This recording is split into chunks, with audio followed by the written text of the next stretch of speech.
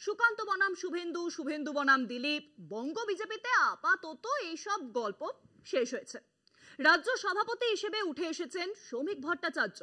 শ্রমিককে পেয়ে জেগে উঠেছেন সুকান্ত মজুমদার, আর দিলীপ ঘোষ তিনি রাস্তায় ঘুরছেন ডুগডুগি হাতে।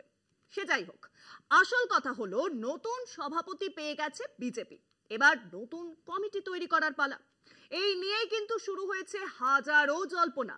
রাজনৈতিক মহলের ধারণা, সাইডলাইনে বসে থাকা বঙ্গ বিজেপির পুরনো খেলোয়াড়দেরই সামনে রাখা হতে পারে এবার। শ্রমিক নিজেও কিন্তু দলের পুরনো কর্মী, তারপরও একপাশে পড়েছিলেন বহুদিন ধরে।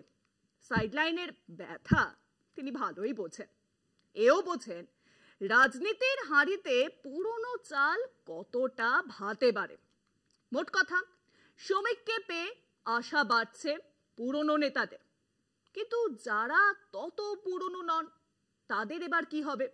সব থেকে বড় কথা, শুভেন্দু অধিকারীর এবার কি হবে? শ্রমিক জামানায় খোকা বাবু কি কাবু হয়ে পড়বেন এইবার?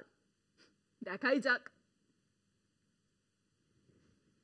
গোষ্ঠী কোন্দলে জর্জরিত বাংলার বিজেপি, তাই মেয়াদ শেষের পরেও দীর্ঘ অপেক্ষার পর সদ্য রাজ্যের নতুন সভাপতি হিসেবে কাজ শুরু করেছেন রাজ্যসভার সদস্য শ্রমিক ভট্টাচার্য। তিনি দলের নতুনদের পাশাপাশি পুরনোদেরও সমান গুরুত্ব দেবেন বলে স্পষ্ট ভাষায় জানিয়ে দেন নতুন সভাপতি। 2020 সালে শুভেন্দু অধিকারী তৃণমূল ছেড়ে বিজেপিতে যোগ দেওয়ার পর থেকে নব্য বনাম সাবেক বিজেপির দ্বন্দ্ব মাথাচাড়া দেয়। অনেক ক্ষেত্রে পুরনো বিজেপি নেতারা ক্রমে কোণঠাসা হয়ে পড়েন। একদা সক্রিয় অনেকেই দলের থেকে দূরত্ব তৈরি করে বসে যান। বৃহস্পতিবার তার দলীয় সংবর্ধনার জবাবে শ্রমিক যেভাবে পুরনোদের দলের কাজে টেনে আনার পক্ষে সওয়াল করেছেন, তাতে আসন্ন রাজ্য কমিটি গঠন নিয়ে জল্পনা শুরু হয়েছে।